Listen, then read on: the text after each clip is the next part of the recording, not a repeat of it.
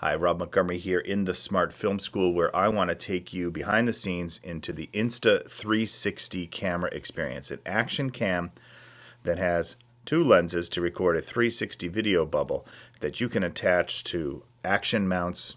I've attached it to my bicycle for this series, and that's what you're going to see here on this screen. Look, this is what this camera can do. These shots were all filmed on a 700-kilometer bike ride between Berlin and Copenhagen. To me, that's an ultimate test of what this little baby can do. We took care of it. We had the little lens guards here. Yeah. You can do tiny planets. You can do really high-resolution HD quality video output and make the magic happen here with your filmmaking. And this is the way I use it.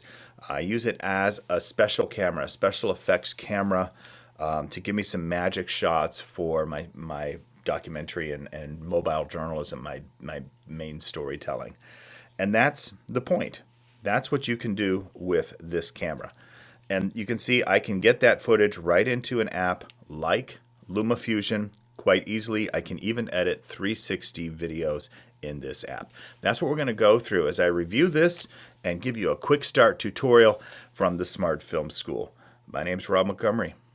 Happy filming.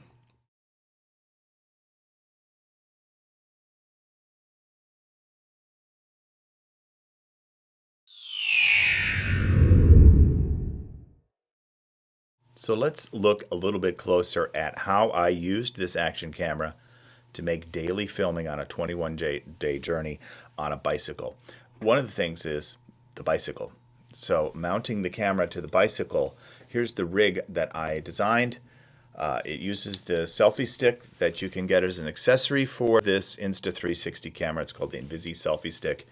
It telescopes out, it extends, it's okay. And it has that 1/4 20 mount that allows you to attach it to the cage that holds the camera together. And then what I've done is I put a double male here, 1/4 20 thread, so that I can attach it directly to a Manfrotto V35. This clamps onto various parts of my bicycle very securely. I borrowed this from the lighting truss here of the Smart Film School studio because I wanted something that was really, in my testing, was going to not fall off. I first thought I could get by with a little clamp like this, small rig, and no, not strong enough, not sturdy enough for that rig. The V35 is not expensive. Check it out. I have links to it on my gear page at robmontgomery.com/gear. Now, looking at this camera, let's just take it apart and look at it. First of all, I want to just point out one thing that really annoys me. This is the door that covers the power charging and access to the SD card. And this, once it comes out, never wants to stay in. And guess what? It popped out the first time I ever opened up the camera, and it's never been able to easy to get it to stay in. This rubber thing doesn't really fit well over this. A couple of little design cues for version 2 of this. I would definitely look out for version 2 of this. And the last thing, of course, is that these lenses scratch really easy. Even if you are using those every day, carefully taking it out, using a very nice Porta lens, professional lens pouch to keep it from scratching, still they got easily scratched. I don't know why this can't be made out of the same material that you see like here. Tip for Insta.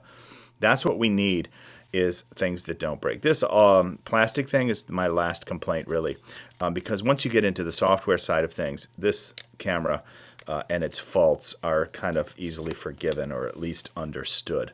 This is not a $6,000 Insta360 model. This is a consumer one, and it's designed to be modular so that you can take off this battery pack. Yeah, if you had a second one, you can just put fresh batteries on. And then you can separate the camera module from the brain. The brain also has the touch screen here. And it's not really waterproof when it's put together like this. It's a little more waterproof when you put it here.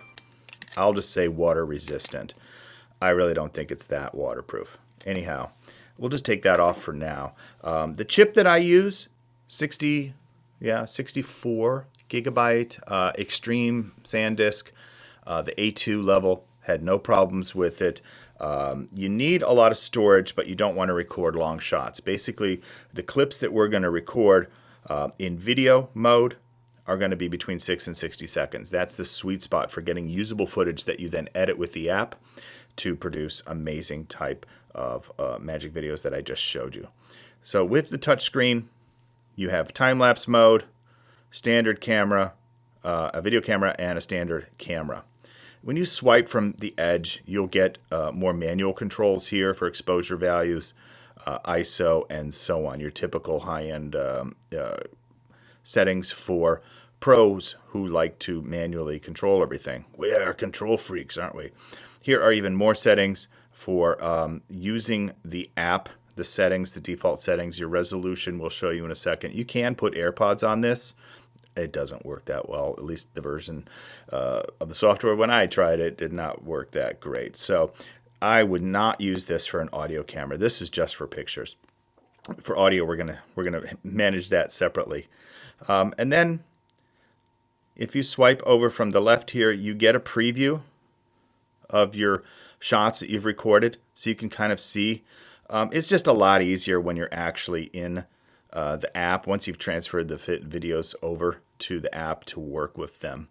If you tap there on the icon lower left of the camera that you've selected, or you can choose a different camera, there you go. Now you're into the video camera mode. And if you tap down on the lower right, you'll be into the resolution and frame rate. And if you want the stabilization, they call it flow rate there. So I like 5.7K, 24 frames per second. I'd like a higher frame rate, so I'll go 25. Well, because I'm in Europe. If you're in the US, 30. Yeah. So there you go. You click the check mark and you're good to go. That's the camera in a nutshell. And here's the tip. Whenever you're using the camera like this, or you're using it to transfer files into the app, in this case I'm going to demonstrate with the iPad because it's a larger screen, always be charging. This thing is always dying, this battery, because this is a lot of processing power going on in here. And so I always have a power bank with this thing going on whenever I'm doing camera setups. Make sure I go out with a fully charged battery before I roll a camera on any takes, and when I'm doing the file transfers. Okay, so we'll demonstrate that in a second. I'm going to power off, save that battery.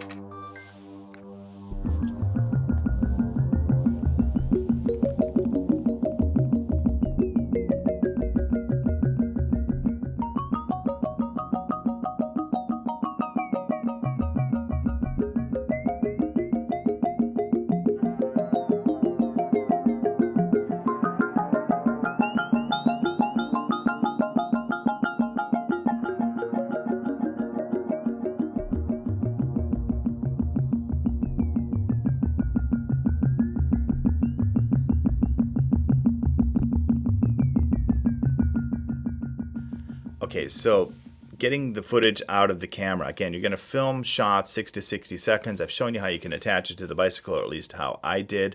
You can use it to take still pictures. You can use it to do some short clips, 6 to 60 seconds, so like a little path, a little part of the path I would record every day. And you can also do things like a drone. You can extend it onto the stick and then record like for 10 seconds, just the camera going up and over. I'll show you that one. And you can also do something called bullet time. So that's the other thing I wanted to tell you about. With bullet time, you're spinning the camera around you in a slow-mo mode, in a special program mode they call bullet time. So that's one of the things you can find there on the screen, bullet time. Now they sell an accessory that goes on to the end of the Invisi selfie stick. It's basically just a rotator so that you can spin the camera around you, okay? It's pretty cool. I'm going to show you that. I made my own, because I'm DIY, Scottish blood and all that, out of just a lighting cable and some spare parts here. So you can do the same. It's not hard, or you can just buy the little rotator. I just found it's a kind of a waste of money because basically the magic all happens in software. It happens here where you can see all the trick shots. Now I'm in the Insta360 app. And these are called stories. And basically stories are ways to use some of the footage that you record and do a pre-programmed kind of special effect. In other words, they're kind of automatic recipes. You've seen one, you've seen them all. But one of the ones you can do is bullet time. So I thought I would just blow your mind there and show you that, okay, once you've recorded some bullet time mode, then you go into stories and you get this theme. In other words, this is like their shot lab, they call it. Okay, this girl will show you how to do it. So basically you have to see how she's spinning the camera around using the rotator and the Invisi selfie stick. So it's recording slow-mo, so you don't record long. You record maybe 3 passes around, boom, boom, boom, right? Maybe you smile, whatever. Then you take that footage and the AI will highlight it and it will cut some together. So what's really cool is if you do a bullet time in like 6 different locations and then you cut it together. So let's use that theme because I've done that. And when you tap on use that theme, the footage that I've already transferred in here, all the bullet time shots are available. So I can start there, I can go there, I can choose one of Yurtis, one of me, up to 6 of them, yeah?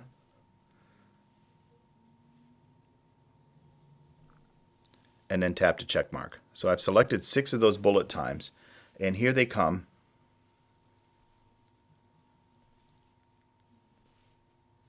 Now it looks like 2 of those, there's no valid, so I may have to re-import that. That may happen, and that's always a problem with experimental apps like this. So let's just go and eliminate those 2 just by selecting those 4. And you can see there I am just, it's really cool because basically the stick disappears. That's part of the magic of this camera, is that it over captures with those 2 lenses and then it eliminates what's called the nadir, you know, where it's where the attachment point is. So that's what the magic happens with the 360 camera. And now I can just go to a direct export and it will cut that together allegedly and put it on the Photos app. So there you go. Bullet time. A lot of work for a little video. Okay, that's one way you can cut together. You can ask the app, say, I've used the bullet time special effect. Here, take my clips and take your best guess at cutting it together. I find that I like to cut those myself in an app like LumaFusion because I want to be able to extend things and I can match the action pretty easily because we're all doing it at the same time. Here, you want to play it one more time? Let's do it one more time. Wow, that's bullet time. We'll be right back with some more of special effects and really cool editing tricks with the Insta360 app.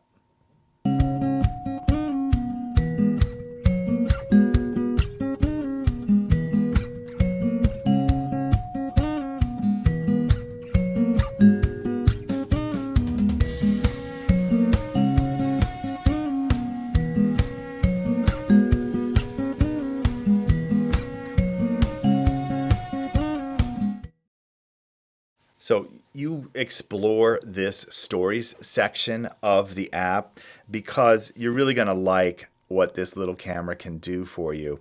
And these are some great tutorials for getting started. Like I said, if you want to do that stop motion mix and walk the same pace, you know, around, you just need 3 shots to pull that one off.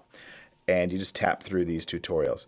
Let me show you one you may not think of as a really good one because this one just involves a still picture. Because this is not just video, it can also take still pictures.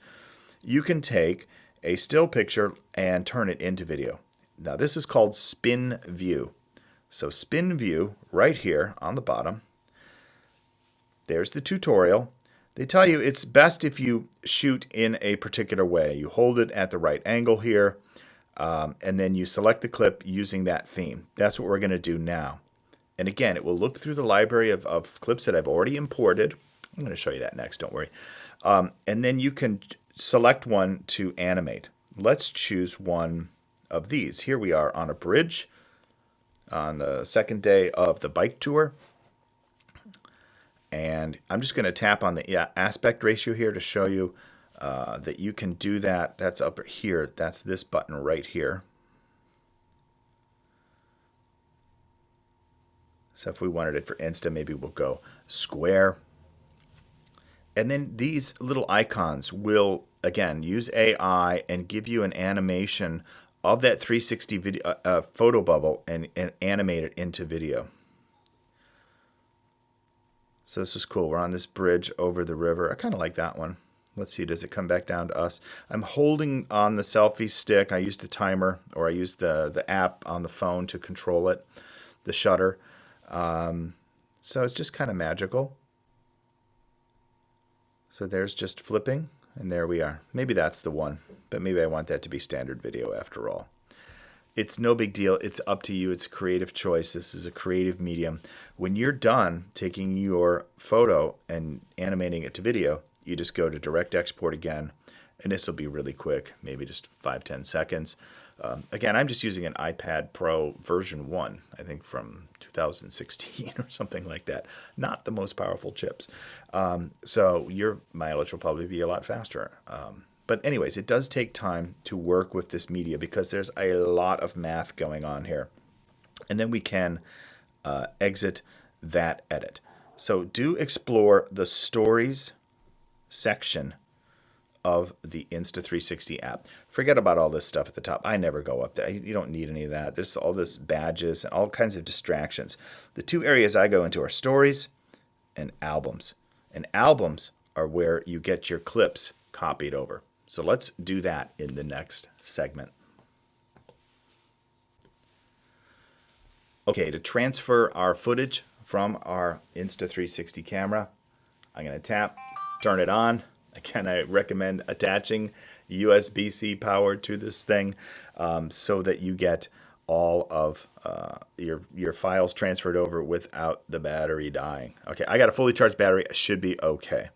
So local up here indicates files that I've already copied, airdropped basically into the app. You can only really do it that way. If you take the chip out here and then bring it into your computer, you're going to get a file that looks like this.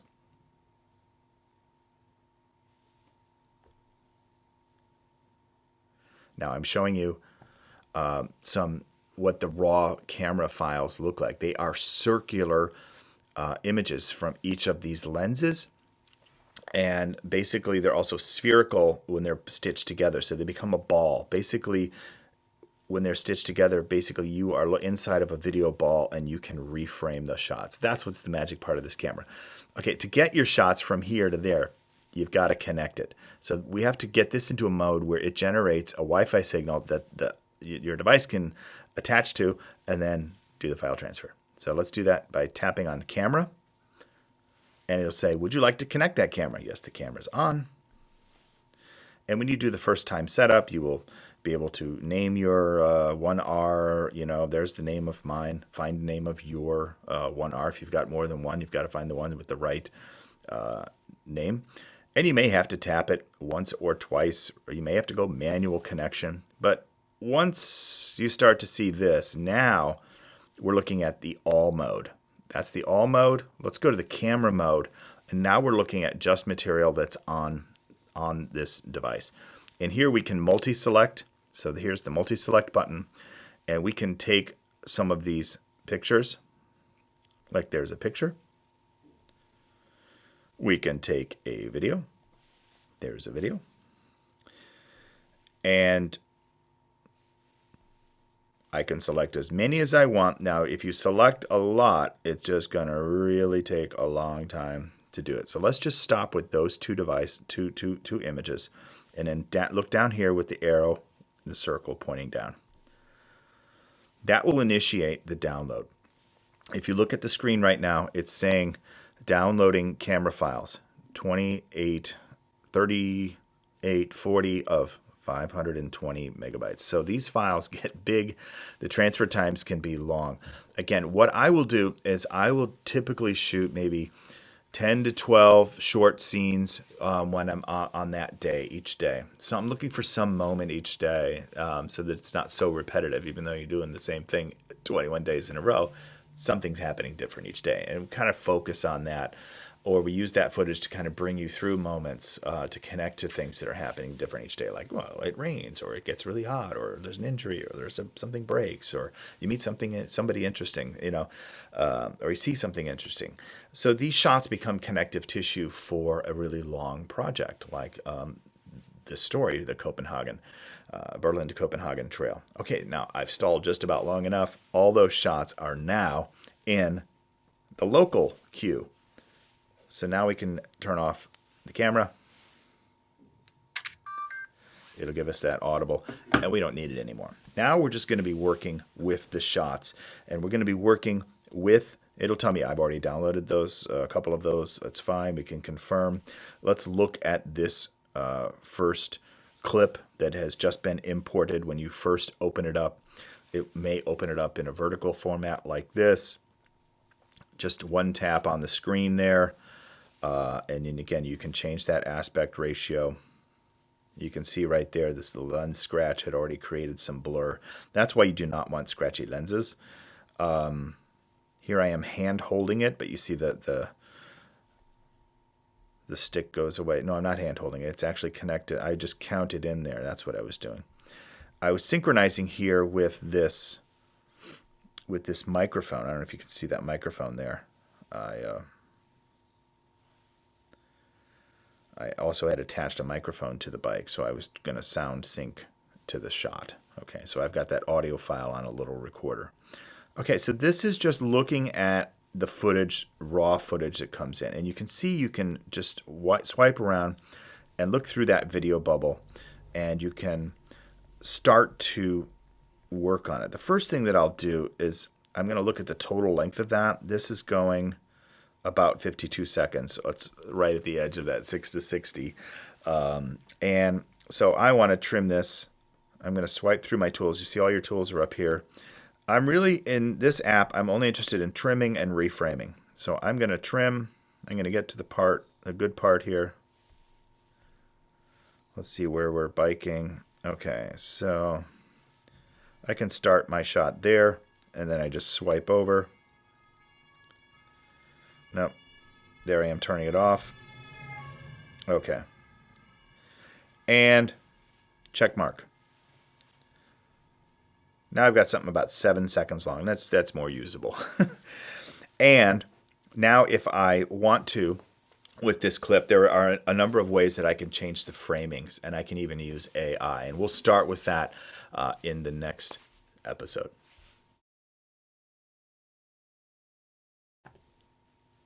So let's look at a clip, a little bit different one. This one's pretty straightforward. I'm just cycling along a straight line here. There's people passing me coming in the other direction. And, I've got that camera mounted on the selfie stick, pointed forward, but it's 360 camera. So, of course, it's also filming me. So I can sit there and take this shot and just decide the framing and export it like that. And that's one way to work with this. Pretty boring because, as you saw, there are ways to really get the power on this. So I want to be already cycling. So I'll trim that start point. So the end point is I'm already cycling. And yeah, I could change the aspect ratio. Maybe that's easier for you to watch. So these are the tools. So let's just do this at 1:1, just so I get you the biggest image here on screen as possible. So I've trimmed it. I've just kind of previewed. There's this people passing. Okay. Great. This button over here, let's start with that. That's the AI button. And what it'll do is it will analyze this clip. And this is why, it's going to look at the whole thing of 42 seconds. And you need to keep the app running. It's only done about 2% as I've started to talk about this. And what it's going to look for is it's going to look for people, it's going to look for motion, and it's going to take a guess at creating a series of subclips. It will then indicate those down here what it sees as potential shots that you can then cut together. It might be useful for you as you edit your story together. So if we switch back there, it's already got a couple of them down, a couple of the shots that it's found. There's a 6-second clip. There's another 4-second clip.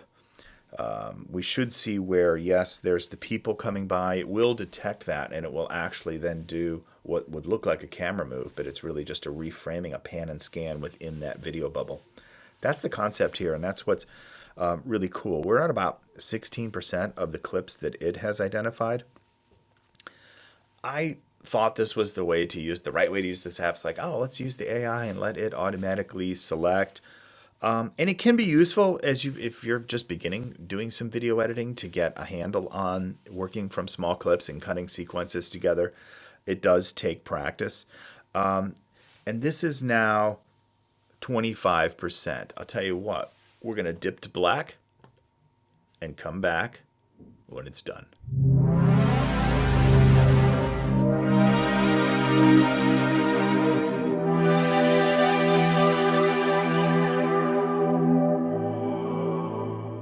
It's been about 3 minutes.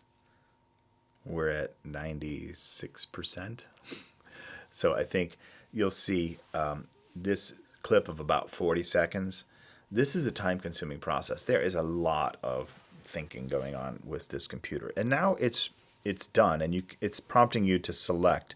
But if we look at these, each of these clips we can then preview. Do we want to select it? Is my editing hat. Yeah. Okay, so there's a side shot. There's the people going by. That one's definitely in.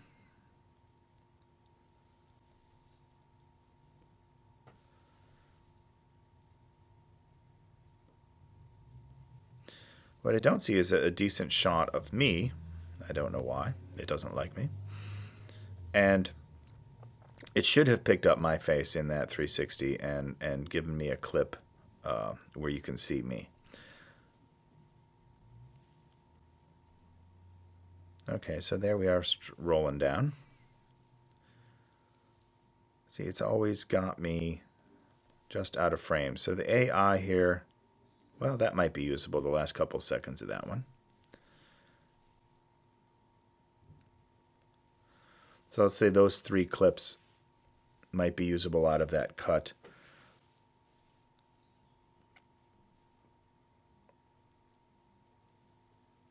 And there they are, 3 together on the timeline. Again, I still can change that aspect ratio. And then I can export that out. And I can say combine the clips as you see right here and give me one combo clip, or export those 3 clips that you selected as individual files. Now, I'll tend to use that option because I want to be able to have fine-tuned control when I get into my video edit in LumaFusion. But let's just combine them for now for the interest of time so that you can see how long this is if you use the AI. Does it give you some usable footage? In my opinion, you might like the next technique that I'm going to show you. Okay, this is the Smart Film School. I wanted to be sure that you knew that. There are lots and lots of tutorials and courses in these types of techniques that are made for telling big stories with small cameras. My name's Rob Montgomery. Happy filming.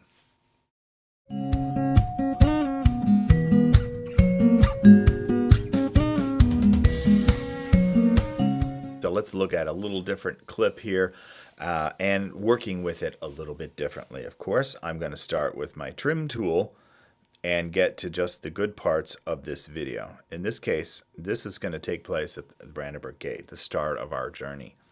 Okay, and you see how it's panning around and showing you the other side, and then it zooms in and show you through the gate. Wow, look at this. It opens up wide. People walk by, and then, here, I'll just play it. And then it will flip to me. Oh, I have to tap the check mark because I had the trim on. Okay, so let me just scroll to the edge here, show you what this shot looks like, and then we'll talk about it. I want you to pay attention down here to these yellow markers. This is where the magic is happening. Basically, whenever you see the timeline here hit one of these yellow markers, it's getting a new instruction. And these markers are keyframes. They're points on that journey of the video clip that tell the software show this part of the scene, okay? And then animate smoothly between those points.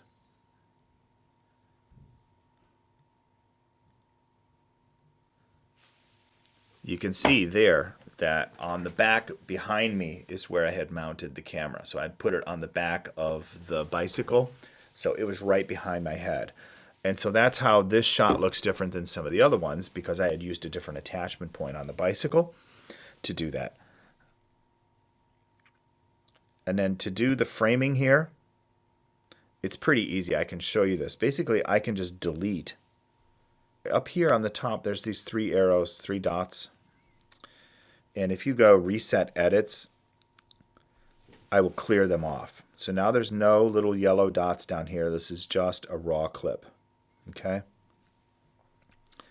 And it's mounted to the back of the bike, so it's going to see what's behind, pretty much.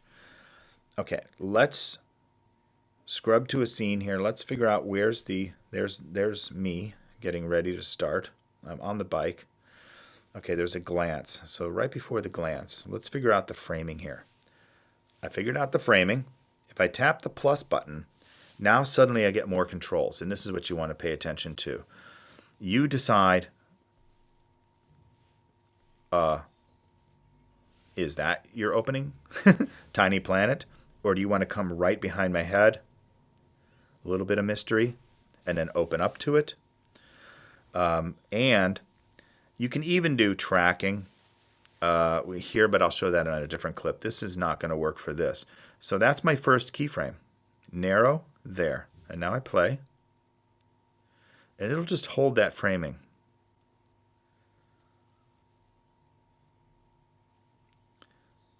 I'll just add another one there so that it's still behind me. And now I'll play. And we'll start to sweep around. Here I definitely want it to come back to me as we go through there. But in between, maybe we want to go just a little bit wider. So now we're getting a little tricky here. I've set a few of these. Let's just scrub it, see if it takes those instructions. Yes, now it's hitting that keyframe, showing you a little bit wider, coming back to me. Okay, so that's a little bit of this. Now I want to hold that framing, so I'll add a keyframe. The trick here is to have your keyframe, the shot you want, hold it, and then think about your next move. So you've kind of bookended it. Otherwise, it's just always changing between keyframes, and it can be really disorienting for your viewer. So that's a pro tip there. It's holding that framing, and now shortly after that, as we go through here, I want it to basically go ultra wide. I want to give you that perspective of driving your bicycle through Brandenburg Gate. Okay. So I'm just sitting here pinching it and trying to get it exactly right. Okay. Because that's my big reveal. And then I want to follow that up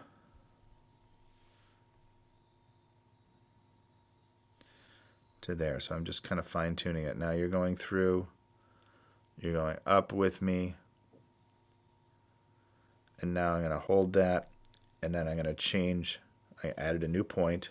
I'm going to go to linear because I want to go to neutral. I want to go to the sky there. It sounds weird, but that helps you reset your viewer. Add another one to the sky, and now come back down maybe to a tiny planet, or just to the ultra wide. Yeah. Center framing here. Here I am. As soon as we pass people, boom. I paused here by tapping on it, plus, go a little bit more, plus, and now I'm going to change the field of view. Now we're going to look back, and we're going to get that big sweep back. Okay. I want it to be wide. And I want things to be level there as much as possible. So let's audition that. It's me, past the people. It did not pick up that field of view. Here's the thing. You see this say update keyframe? There's this little icon down here. That's what we need to do. Once we get that set there, then update the keyframe. And now it'll pick up that move. See? This is a lot of fun. This is much more fun than letting the computer try to figure out where your magic is, okay, in your shots. And then we've got that nice broad sweep. And then if we want to finish up, got the sunset. Let's just finish up with some nice framing. Let's just little pan there. And let's go even more wide as we leave. So now we've got something. If we play it from beginning to end, here we go.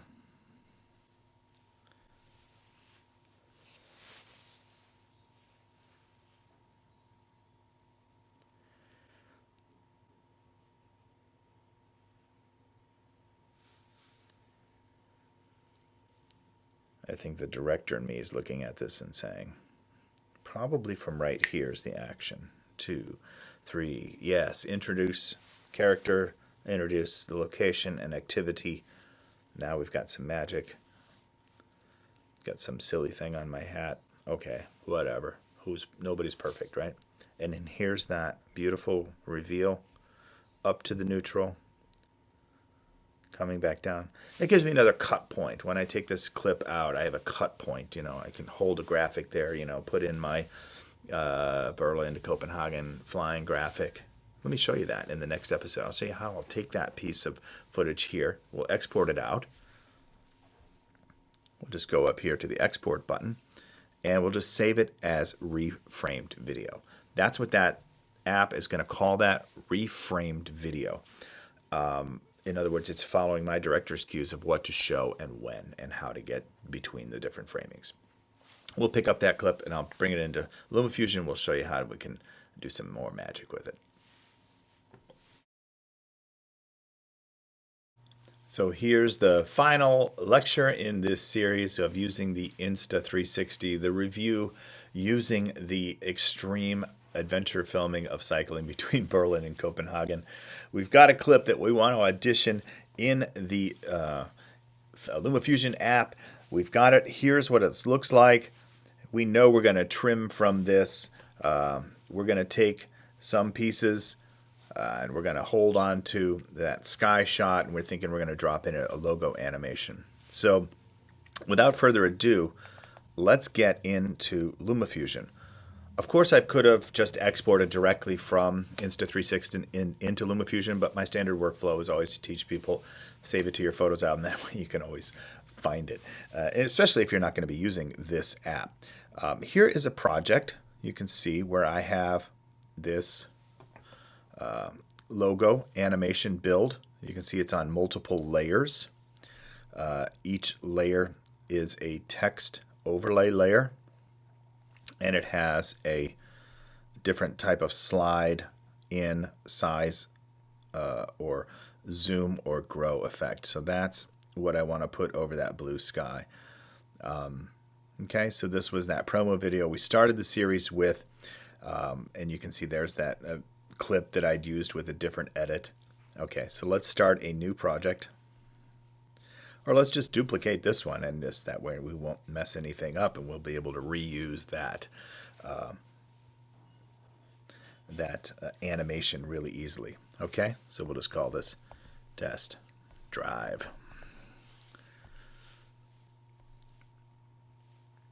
Let's go grab that clip.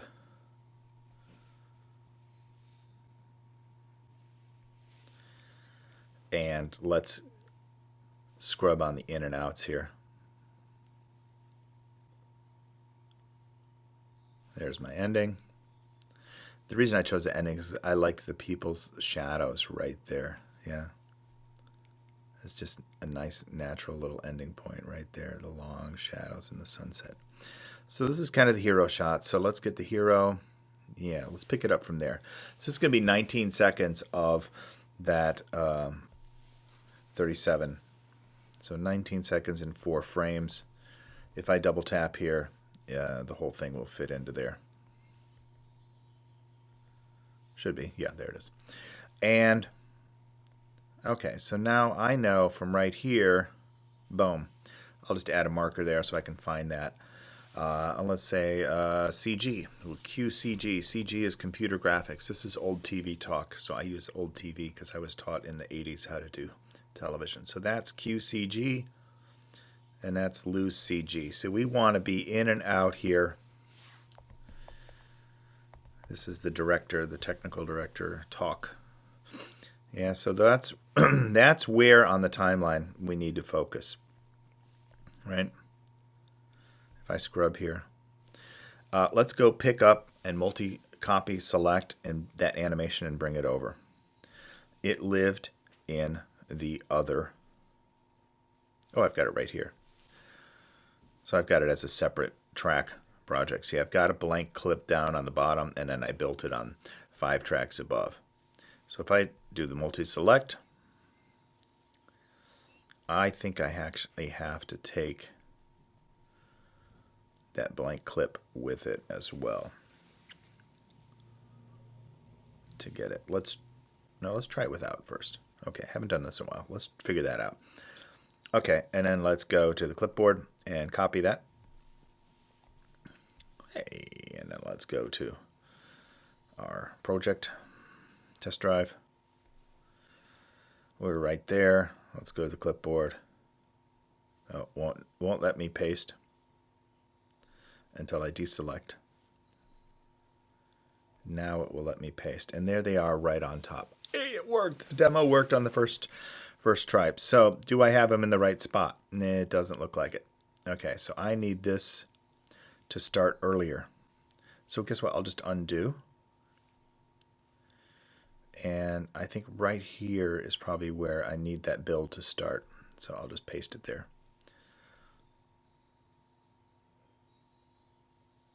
Yes! Okay. And from there, I can further tweak how I want that to go away. Maybe a little bit earlier. So I can just slide all of those over to a new point of departure. So the departure plane is leaving sooner.